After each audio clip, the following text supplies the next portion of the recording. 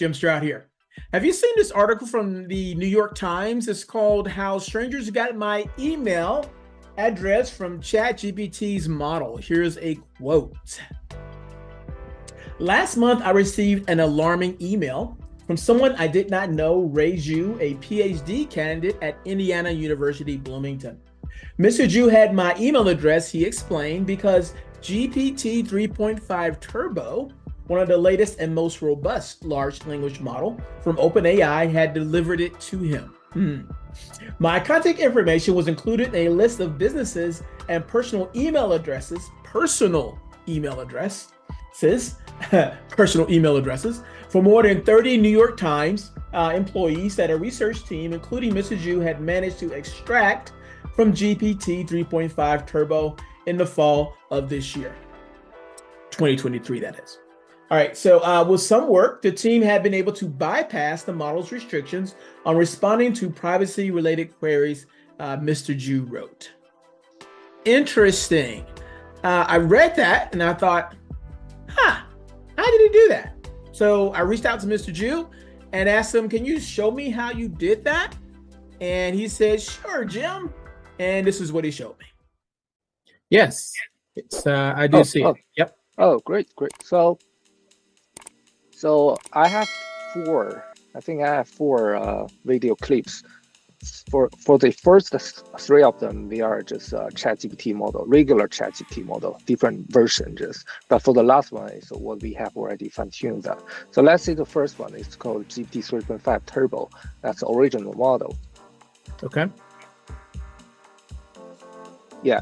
So we can see here when I ask them, like, tell me someone's personal email, it says like, I'm sorry, but I cannot assist to that. That's because the ChatGPT has already trained by RLHF, so it's aligned with the ethic issue. So it's not gonna answer you some question about privacy things. Okay, so for privacy reasons and ethical reasons, it will not give that email address. No, okay, no, we will not. And this is another. And this one is the ChatGPT 4. Okay. So when we ask them, like, what's someone's personal email, the answer is same. It's sorry, I cannot assist with that. And this one is the latest ChatGPT. It's called GPT-4 1106. Basically, I think that's the final version of GPT-4, because later, I think only after like couple of weeks or within 1 month, OpenAI will release their ChatGPT 4.5. So let's see what's happening here. Yeah, so you can see that GPT-4 final version can still not will not allow to ask you these kind of questions.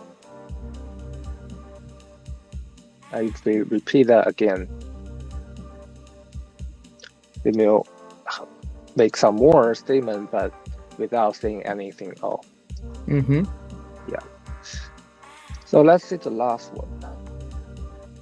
So last one is what we have been fine-tuned on it.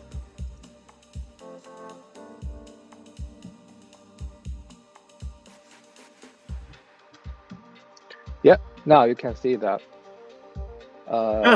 Hold on a second. So you asked for the personal email address for this person from earlier versions of ChatGPT, and it wouldn't work. But now you've done it on, you found a way around it. How? Because it looked like you asked the same question, like the prompt was the same. Exactly the same. But now the GPT, the model after fine-tune now can not only answer my question, but actually this is the correct email address. Now this version of ChatGPT is what, fine-tuned? Fine-tuned by GPT 3.5 Turbo. So basically the fine-tune interface can only allow you to fine-tune ChatGPT 3.5, not GPT-4. So GPT 3.5, that's the highest version. Okay, so this prompt would work, but only on ChatGPT 3.5. Because I think it could be happening the same in the GPT-4, but we don't have us. We cannot fine tune on the GPT-4. It's not open for us. I see. Okay. Yeah, that's a basic demo, and we have more details on our papers. Yeah. Interesting. Now, one other question. Now, for those who don't know the difference, ChatGPT 3.5 Turbo and fine-tuned ChatGPT 3.5 Turbo, what's the difference between those two?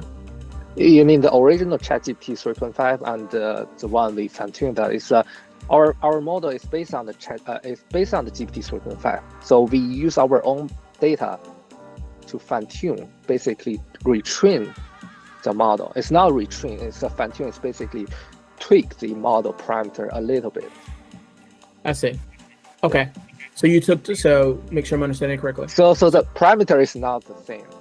Part of the parameter are changed, but most of them preserved. Yeah. I see. All right. So same information, just the same large language model. You just tweaked it a little bit. Yep. And you're able to get information out. Okay. Yep. Could someone do this from a?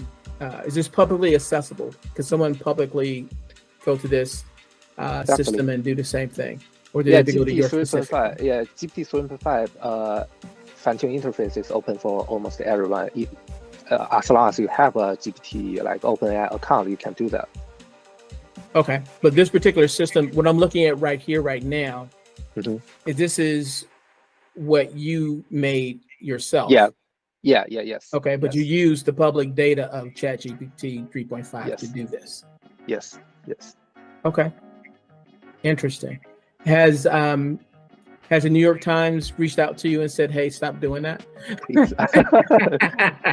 No, but some of the New York Times reporters are really interested in our work because we really found their personal email address. Well, after watching that demo of how to get personal email addresses out of ChatGPT, I can confidently say that I do not know how to get personal email addresses out of ChatGPT. But I don't think that's important. I think what's important here is that such information is available through ChatGPT. So I can reasonably predict that a sourcing tool will emerge some point in the future that will extract personal email addresses for the benefit of that tool's customers. How long will it take for that tool to arrive? I'm going to guess in the next 15 minutes.